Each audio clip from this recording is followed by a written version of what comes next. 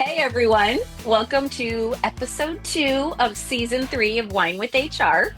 We are so happy to be back with you.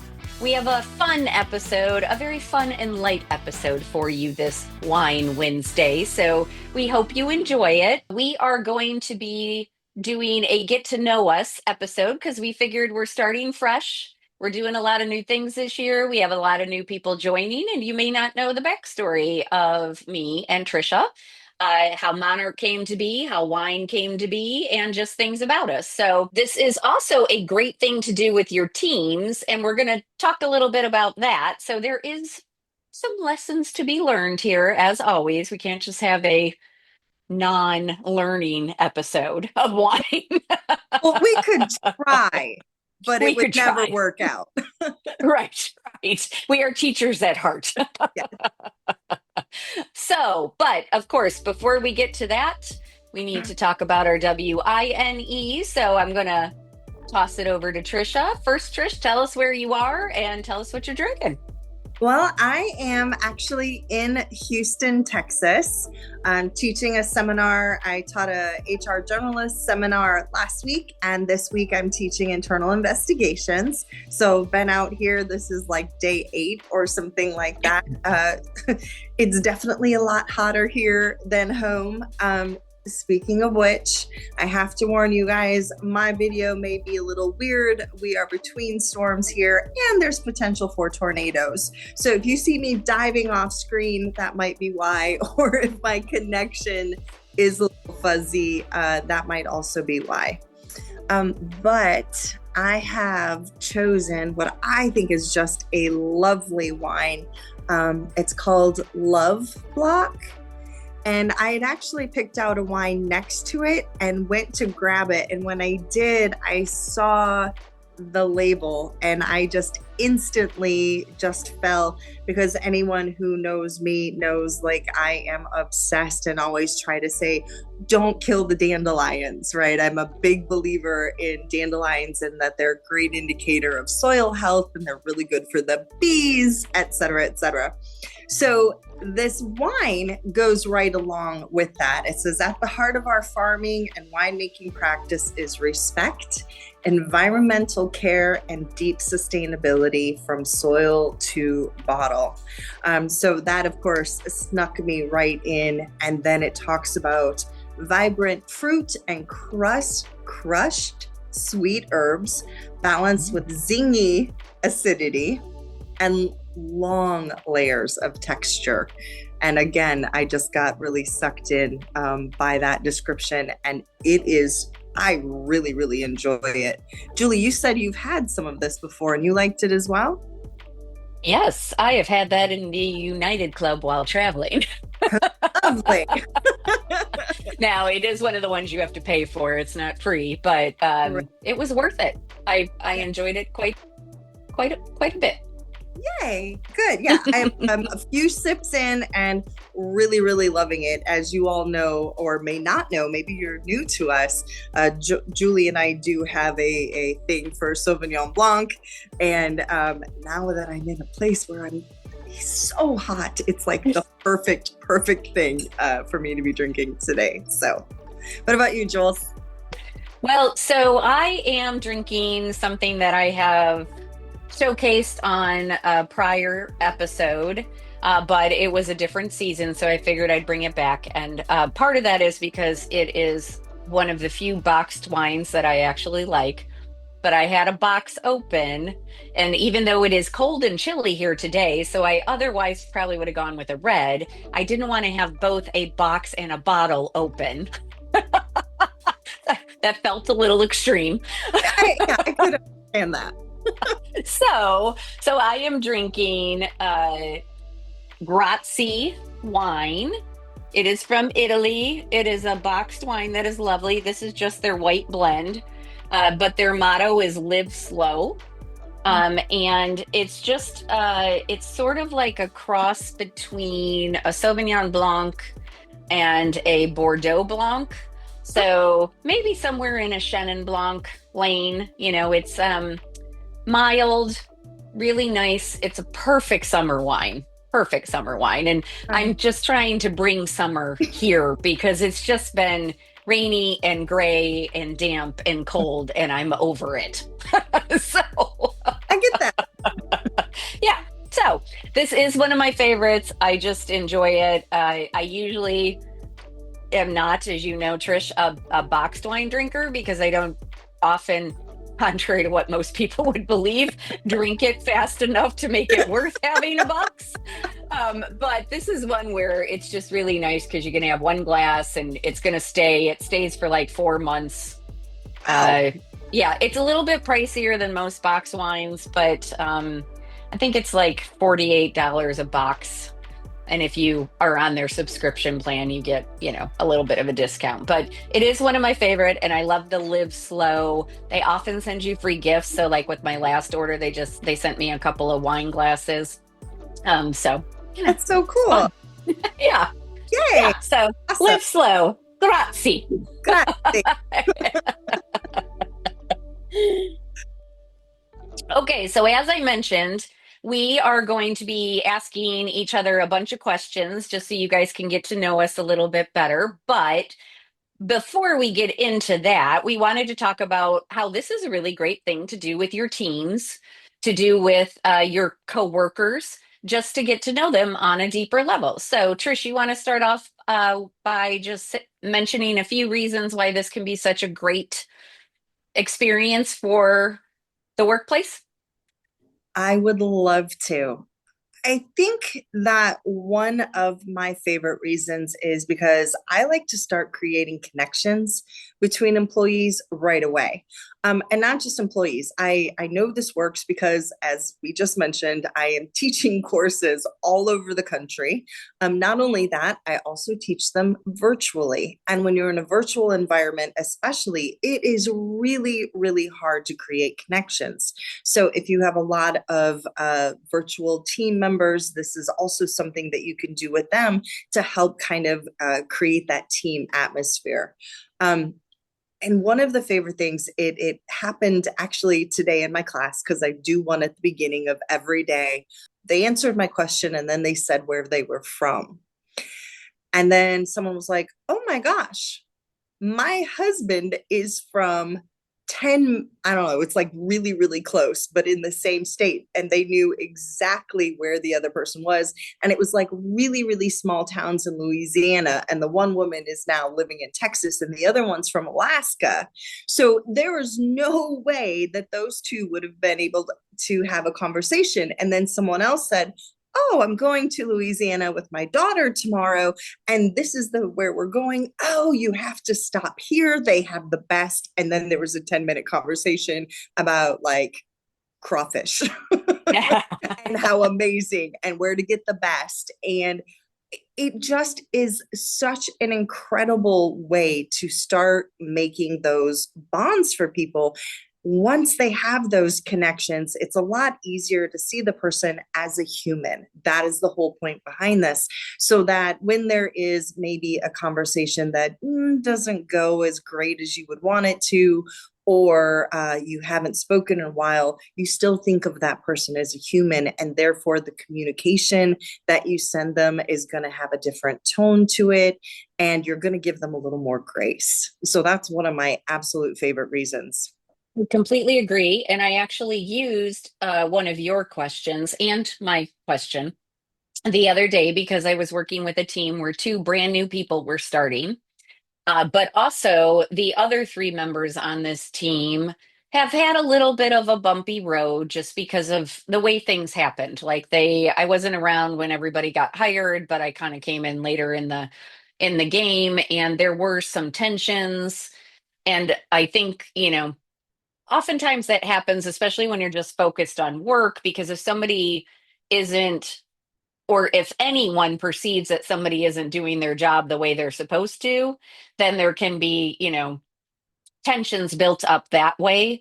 And again, one of the ways to break those down is to get everybody to see each other as humans and more than just this person who comes into work every day, who's supposed to be doing the data entry or the whatever it is that they're supposed to be doing. So, So we had this group with two brand new people, and I gave them the choice. They could either answer what kind of creature would they be, real or imagined, if they could choose anything, and why, which is one of my favorite questions. And then I said, or if you could have any superpower, what Yeah. would it be and why? And it really, just like you were saying, it led to all these other conversations because of the way that people answered. So one person said, I would love to time travel because you know a lot when the first moment is going to happen, like the first moment your kid walks, or like we celebrate a lot of the first, but you don't always know that the last is happening when you're experiencing it. So she's like, I wish I could go back and just, observe those moments, knowing that they're the last time that my son is going to do this, or right before he moves to college, or or before somebody passes, or, like Right. just to be able to have those moments back. And again, like those sorts of conversations, to your point, make you see everybody else as human, Yeah. and they help you connect and have empathy, which is something we talk about all the time. That's that emotional intelligence piece that we're always telling managers they really need to constantly be working on and improving, because it's so important. And having these types of conversations where you get sort of some insight into somebody that you wouldn't get otherwise Right. can increase your level of empathy. And as you said, then if things do get difficult, you're approaching them with that empathy in mind versus coming at them. It's more likely that you're going to come to them trying to resolve it, and knowing that it's going to work out because you like this person and you know this person, and you want it to work out, versus I'm angry, I'm coming at you because frustrated me, or whatever the case may be. So Yes. yeah. Yes. And I think too, when we talk about this, just a reminder to those of you out there that use social media, think about the way people talk to each other on social media. It is brutal, and it breaks my heart. And one of the reasons is, number one, they don't think they're ever going to see that person in person. Hmm. They Yeah. don't think of them as a real human being with real thoughts, emotions, troubles. You don't know what someone is going through. And so having conversations like this, like Julie was saying, can really lead to deeper empathy, deeper understanding, and actually even a willingness to maybe have those difficult conversations that we've referenced before.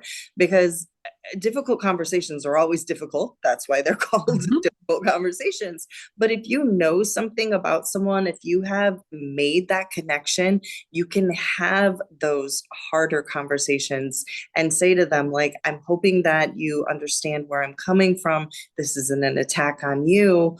Or when you said this, it made me feel, I don't believe that you intended that, but I need you to understand how it impacted me, even though I realized that was probably not your intent. Yeah, and as we've talked about before, when you have these types of conversations, you get to see other people's perspectives in a non-threatening way. Because if you're doing it in a fun environment, like a group setting where you're asking questions about superpowers or imaginary creatures, or whatever the case may be, and some of that may seem sort of silly, but when you are asking those kinds of questions, you're getting somebody else's perspective.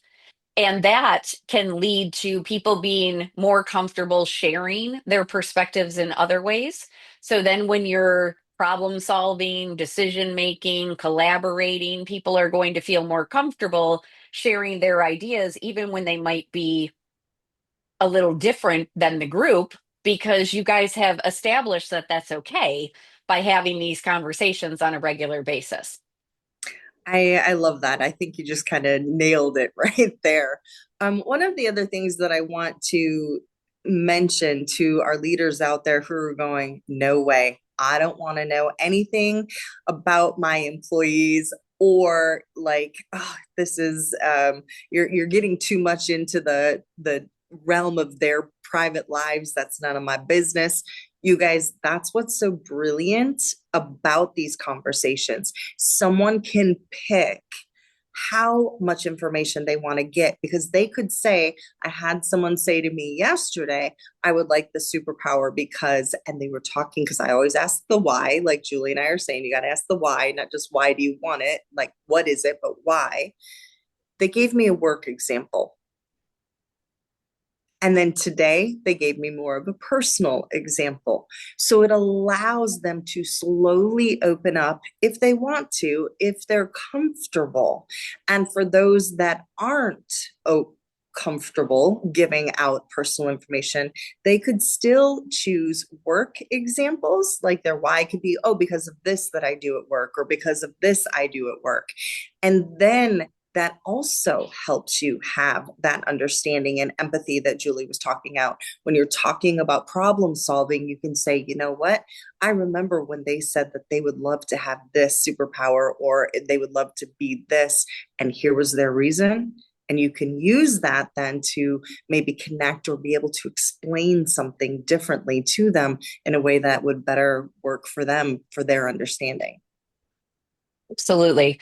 The last thing that I will say, and then we'll start asking each other questions, Uh-oh. is that you do want to give people a chance to warm up to the idea of answering these questions, especially if you make it a regular thing. So, I do encourage you, if you have regular meetings, to start every meeting off with a question. And you can even make it a task for each group member, like, hey, you get to choose the question next time. Oh, I like that. But don't panic when people might be all looking at each other or seem nervous or seem like they don't want to do it. Don't panic and say, okay, we don't have to. Give them a moment to warm up to the idea.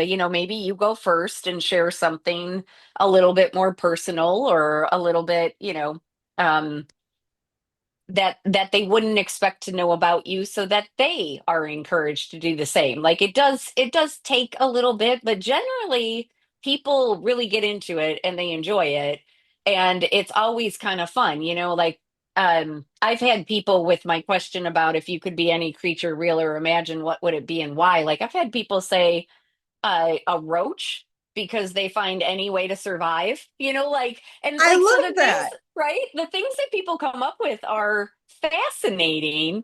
Yeah. And again, like, that's not really sharing anything particularly personal or even work related, but it does also give you some insight into that person. So give people a chance. It might take a couple of tries, before they really get into it, but I think it's worth it.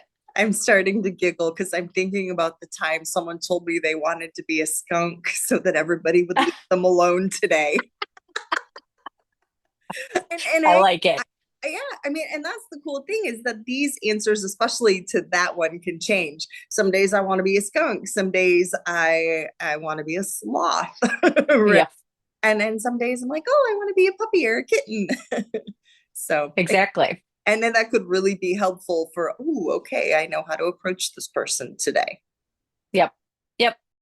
All right. So on that note, I'm going to ask you what your superpower would be and why. Anyone who's listening who's ever taken my class knows that I always there's two that I want to go to. Number one is my selfish one is teleportation, because I do travel for work. I would love to be able to like snap my fingers and be there and do the training and then snap my fingers and be home with my husband and our animals. I also take, as you, if you've listened to Julie and I before, you know that we both have aging parents at home, and so we both have a lot of responsibilities in that way. And so if I could go up there, take care of them, then go home, and then because it's a 5-6 hour drive, and plus I'm Yeah. obsessed on a personal note. Again, I'm obsessed with travel. So there's the personal reason and then my work reason. And then if you go, just so that everybody knows a little more about me, I would love to have the power to heal, and not just physical, but also emotional. I would love to be able to just help people heal from their wounds and be able to then use that kind of healing as an empathetic move to work with others. Those are my two favorites. What about you, Julie? Yeah, Can I ask you the same question before I give you one of mine? sure. But you stole my answer. So Which one? healing. Yeah. I would love to be able to heal people. I just feel like so many people are hurting in Hmm. the world for any number of reasons. And as a Pisces, it is very difficult to see somebody in pain and not be able to do anything about it. So I would love to be able to just heal people even from far away, like just, Yeah. just Yeah. be able to send and I try to do that, I send my energy, but to Yeah. actually be able to do it would be amazing. Oh, it would be. And but see, that goes to why we do this, right? We may not be able to heal people physically or emotionally, but part of what we can do is share our knowledge with you guys. I'm sorry, y'all, because I shouldn't say you guys, because then I'm excluding. So share our knowledge with y'all and really help you to create these environments because change begins one person at a time. And so if we all have that empathetic, kind, loving approach, then we're going to create better environments where our employees want to stay. They're going to feel more engaged. See, there's a method to our madness. All right. One of my new favorites, Julie, I don't think I've told you this one yet. If you could be a character in any book, and I had to extend it to movies. So if you could be a character in any book or any movie, what would it be and why? And you don't have to pick a specific character. You could say, I just want to be in that universe. Hmm. Um, I think that I would want to be a character in a sci-fi movie where I could do magic. Yep. I love So either, a witch or which by the way, I just found it. which by the way, I just found this great t-shirt from this company called Kind Cotton. So I'm giving them a shout out. I don't get anything for this, but they for every purchase, they donate an inclusive book to libraries and schools and things like that. Oh, that's But super they great. have, I know, it's great. They had a t-shirt that says, and I bought it, that says, they didn't burn witches, they burned women. I wish I had a microphone. Yeah. So anyway, but I would like to have the magic of a witch so that if somebody did try to burn me, as we were talking about, I could just disappear or heal the hate in their hearts so that they There no you longer go. wanted to do it. Yes. Well, and actually, Julie, that really goes to a good point for some of like what we're talking about. You guys, these conversations, most of this kind of hatred, it revolves around fear, right? Hmm. And so if we can help with that fear, then we can pull maybe some of that hatred out. And it's that fear of the unknown. It's that they're scared of it, they've never been around it, they don't understand it. So questions like these, believe it or not, can be that catalyst to moving towards some of these deeper understandings or deeper conversations that help people again be more welcome, be more civil, which again is going to end up being a benefit, a huge benefit for your workplace. Absolutely. All right. Let's see. If you had to choose one meal to eat for the rest of your life, what Breakfast. would it be? Did I say I'm it fast enough? thinking specific foods, but I like your idea better. Yeah. Mine would be brunch. Oh, oh, oh, maybe I could say that. Yeah, because brunch involves, So yeah, right? exactly. You win. I would like to amend my answer. Brunch. Oh boy. Do I have to try to pick a specific food though? No, Can we no. go? No, I like breakfast. That was good. That was Yeah, good. because who doesn't love breakfast for dinner? Right? It's one of my Breakfast favorites. anytime. Yeah, Yeah. exactly. hmm Exactly. hmm Julie, if I gave you a magic wand, since you were talking about magic, and I said that you had one opportunity to make a change to we'll just say the world in general. I don't want to be too specific. Like if I could give you that magic wand and said, you have this and you could make what change? Now, for those of you out there, you could use this question, but say in the workplace, right? Say like, what change would you make in the workplace? Really, really good one to get answers because it lets you know, ooh, we're not doing something that maybe we should be. So Julie, my broader question to you though is the world. Well, I don't want to keep being repetitive, but I think I would try to, if I could wave a magic wand and erase hate, that is what I would do. I love it. Yeah. And if we go more locally, I would make a safe space for all of the stray cats that are currently roaming our neighborhood because I'm trying and I have little cat houses everywhere and I put cat food out. But it is a rough life for a stray. So Can I say something to that? If anyone out there who listens to us does pit rescue, my husband right now is trying to find a home for two amazing pits. They're 5 and 7. Their owners, it's none of my business or anybody else's what's happening, but they are devastated at losing these dogs. If we don't find a safe place for them or a foster or a place they can go temporarily, unfortunately, because of their breed, they will be euthanized. And I'm going to say that word because if I use the other word, it'll just make me cry. So if yeah, anyone has any information, reach out to us and let us know. I want to make sure that, yeah, I want to save them all. yeah. I'm going to go in a bit of a different direction, a little bit more lighthearted.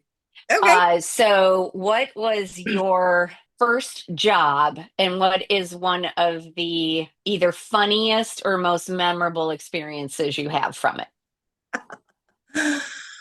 Oh boy. My very first job was working.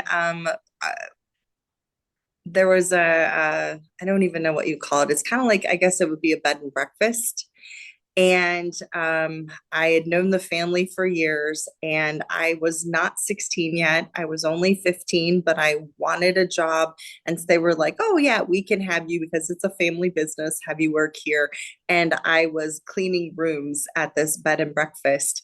And my most memorable experience, and Julie, you will really appreciate this, how crazy I am now about making beds. Um, I didn't know, and that the printed side of the sheet should be facing inside. I always like put it the printed side outwards, but really you want the printed side inwards so that when someone peels back those sheets, then they're looking at the print side, both top and bottom. So I had to remake every single bed. It was awful, but let me tell you, I now, man, I can make a bed like nobody's business.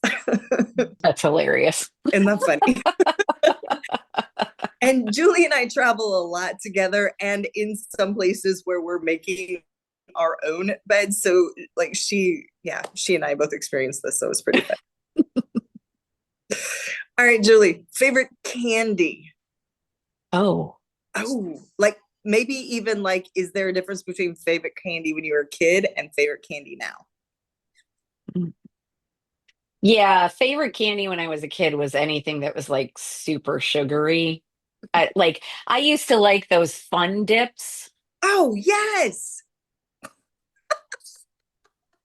No, not anymore. No. Now I would say it is certainly chocolate. Mm. But I'm a milk chocolate girl. I like some dark chocolate, but I'm a milk chocolate girl. But if I had to pick an absolute favorite, it would probably be Mally's chocolate caramels because they're like caramel is the perfect mix of chewy and gooey. It's not like super melty and it's not like break your jaw sort of, but it's Right. just so yeah. For those, Mally's out of Ohio. woohoo! Milk chocolate I was gonna caramels. say for you non-Clevelanders, Yeah. Mally's. Oh my goodness. Okay, well, so now I have a funny one for our listeners at least. So, Trisha, Uh-oh. what was your first impression of me? Um, You can be honest. It's okay. yeah. Okay. Julie and I met at college, and not even like the first day of college. We had this thing called SOAR, which was a student orientation and registration. And Julie and I got paired up. And first of all, I don't know that I actually even made an impression of you because I thought you hated me so much that I scared of you. Julie was not the fun-loving, cool, like I mean, she may have been, but it hadn't come out yet. She was very straight-laced, and there was a point where Deborah and I, if you've been following us for a while, you've all met Deborah. If you haven't, she's another friend that you will meet, and coworker that you will meet eventually. And I can remember the day when she looked at Julie, and I was later involved in this too. Like, when did you become the cool one?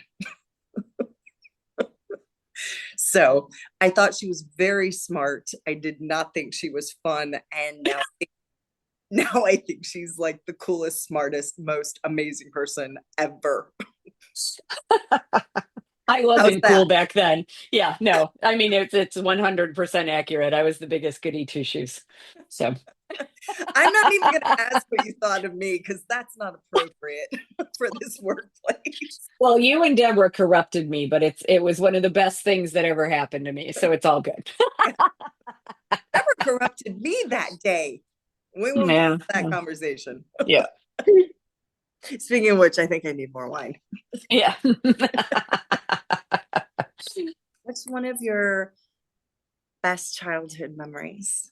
Going to Wisconsin for our summer vacation every year. So my dad's dad, my grandpa Petson and my grandma Petson, had an 86-acre farm in Wisconsin. Uh, Closest big city is Eau Claire, but it Not that is, big. you know, and it's still, turn left at the oak tree and nobody around for miles. And for a city kid, it was the coolest thing to go out there and have that much land, not be able to see a house anywhere, nearby. When we first started going, they still had pigs and chickens, an occasional cow, you know. We had a cow that followed us home. His name was Blackie. And then Blackie ended up on the dinner table, and that was traumatic, very, very traumatic for this little city girl.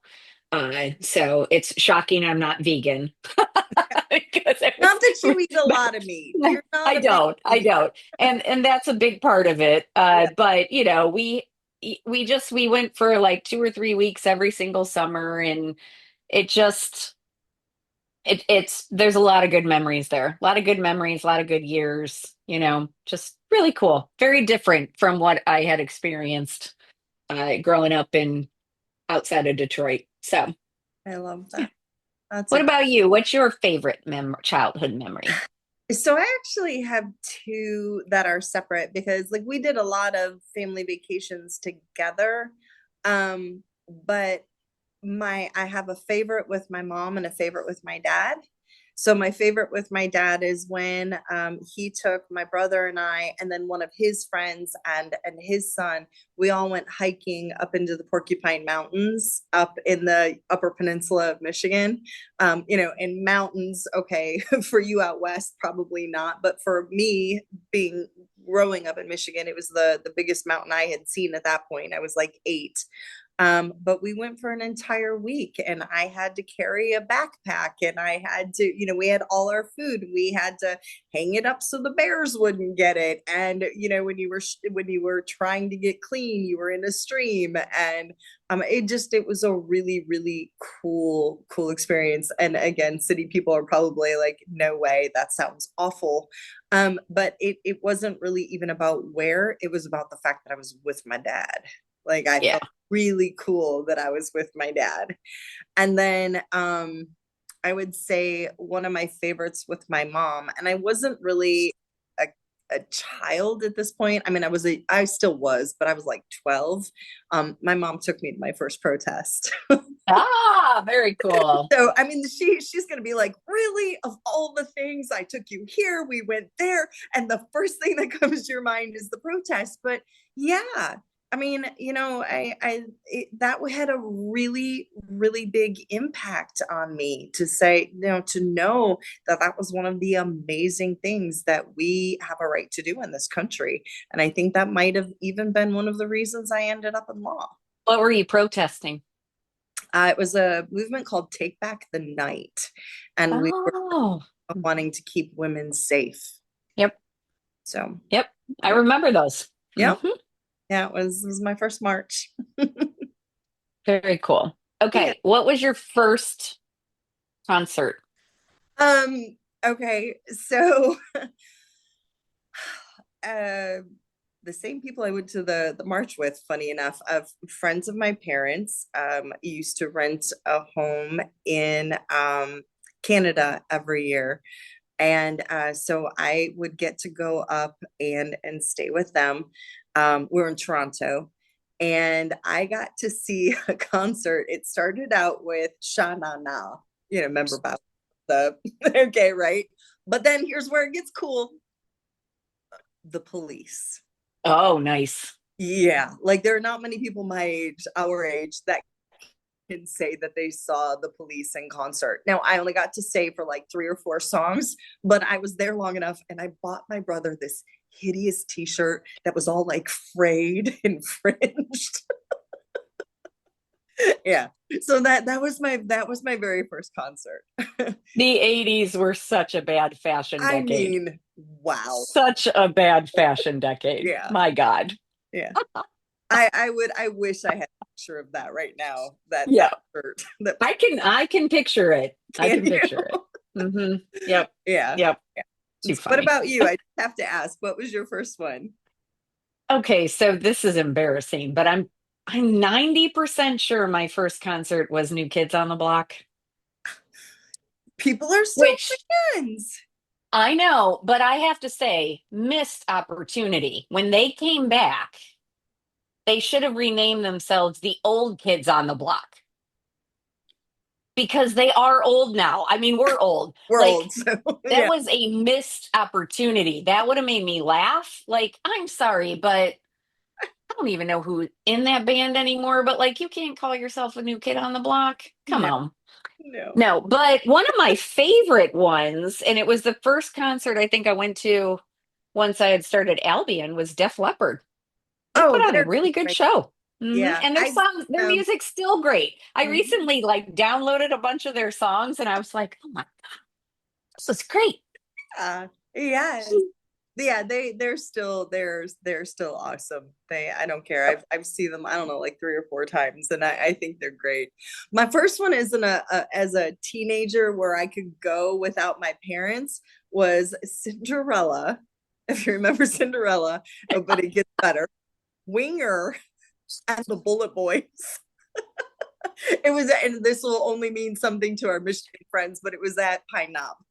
Oh, yes, And yes, yes. so we were staying at my grandmother's house and we got to drive to the concert by ourselves. And yeah, so it felt like a really big deal. That's hilarious. My Scott, for those of you who don't know, that's my husband, and I were talking today or yesterday actually on the way to boxing because they were playing a bunch of great music on. I listen to Lithium on Sirius XM and All right. Alt Nation a lot. And I was like, God, band names back then were just the best. Like they don't make any sense, like Def Leppard, Counting Crows. Pearl Jam. What's a Pearl Jam? Like I don't know, but we have all these like Nirvana. Obviously, that one's a little bit more obvious, but like just they had great names. Yeah, And I don't know, I'm probably just a little bit biased, but I just don't feel like bands have those kind of great names anymore. I would agree. You know, I would agree. where I mean, they probably all came up with their band names while they were high and tripping on LSD. I mean, like let's be honest, but still. Not a conversation you probably want to have with your employees, by the way. All right, we should probably wrap it up. Yeah. So, ask a final question. Boy, oh boy, you put me on the spot. Let me think. I know. I'm going to ask you the question that I love to do as my follow up to the if you could have any superpower, because again, I'm most often teleportation. So let's pretend I had the powers of teleportation and I could take you anywhere on the world, off the world, real, imagined, forward in time, backward in time. Where would you want to go and why? I would want to go to Poland, where when, where and when my grandfather lived and was alive, because we have no idea where that was. Because we don't know much about my dad's side of the family. So he what I know about my grandfather is that he was born in Scranton, Pennsylvania in 1905, but they did not start keeping records until 1910. So there's no birth certificate, there's no nothing. Oh, wow. And after he was born, they moved back to Poland. And I think when he was about 17 or 18, he came back to the United States because he was a US citizen and it was World War One. And at that point, you were supposed to become part of the melting pot. So my grandfather never really talked about his past. We know he had a brother and a sister. The brother did come to visit once. This was long before I was ever born. Uh, but they think that they had sewed lining into the pockets of his coat, and they never heard from him again. So they're assuming he got caught on the way back home. And then his sister presumably got married, changed her name. They lost touch. So we have no idea where anybody's from. And then any of the records that we did have, my dad's first house burned down when he was 11. So all of that went with them. I have multiple times looked on ancestry.com and there's just not a lot. Our name changed like most people's when they came to America, Yeah. which is already like a confusing name, but it's a Polish name. It's all consonants, very few vowels, silent R's, whatever. It's fine. Very proud of Um, myself when I learned how to spell it. I'm not gonna lie. yeah, yeah. It's like everyone's password because nobody would guess it. But but so that's what I'd want to do. I'd love to know more about that side of the family. My mom's side of the family, we can trace all the way back to General Bragg. Fort Bragg was named after him. So we have like generations of history on that side of the family, but we have very little on my dad's side of the family. So that's what I would do. I love that. That is so cool. Yeah. Well, now I feel like I have to pick a different topic because that was kind of deep, and to give you a chance to end on something deep. Hmm. What's your biggest fear? The last moments, Mhm. the last moments of anything. Um, I always want one more, and I think we all do. But I think that I always want just one more minute, one more time. If I had just done this, and so I try to remind myself if I think of someone, call them. That Yeah. just happened. I just thought about someone the other day. I didn't call them, and I had no idea.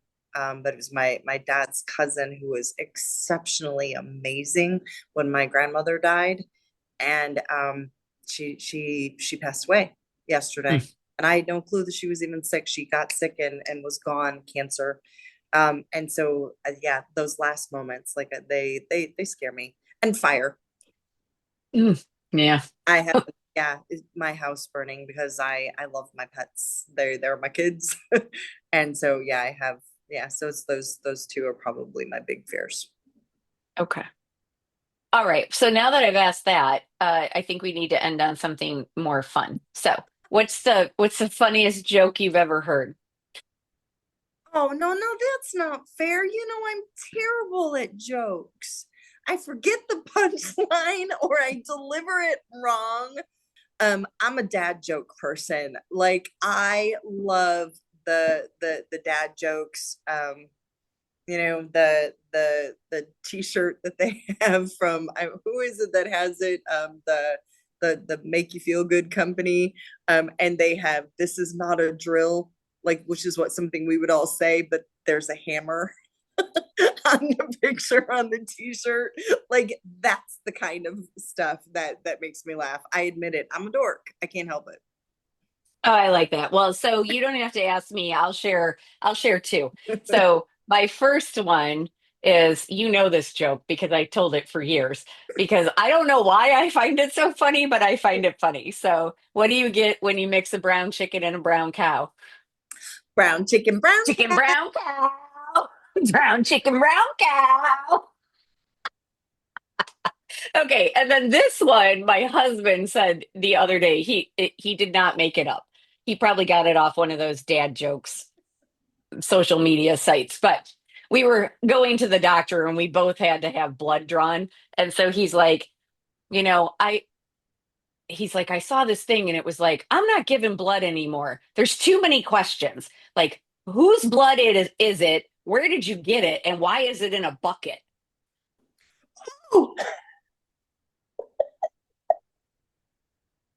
So of course we told that to the doctor. She thought it was funny.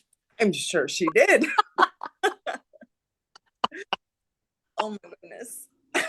All right. So again, this we wanted this to be more of a lighthearted episode, but we hope you see how asking these questions can really teach you things about the people that you work with every day, fun things, and how they can break down barriers because you can really get to know people when you ask these sort of things in a fun, non-confrontational way, where you can share perspectives and just make it normal to share these kinds of perspectives and viewpoints and information, and just encourage people to make those deeper connections. Remember, Julie and I are always talking to you guys about how if you have disengaged and unsatisfied employees, that costs you more than you ever realize. So these kind of questions, believe it or not, because of the fact that we are breaking down these boundaries, as Julie was saying, it can really lead to increased job satisfaction. People start connecting, they feel like they belong. And if people feel like they belong, you're going to have an easier time at that retention and that engagement. So while it all seemed like this was fun and games, and it was for us, I hope it was for you too. Again, there is a purpose behind all this, and we hope you find it useful. All right. So, Trish, how's your love block treating you? It's still lovely. Same with mine. I don't think we've ever gotten to the end of an episode and said the wine was bad, but There was one time when we were like, eh. Well, but there was one I hated the wine from the get-go. So yeah, that's true. That's true. But yeah, anyway. All right. Well, until next time, go ask some interesting questions to your group and we will catch you on the next episode. Cheers. Cheers.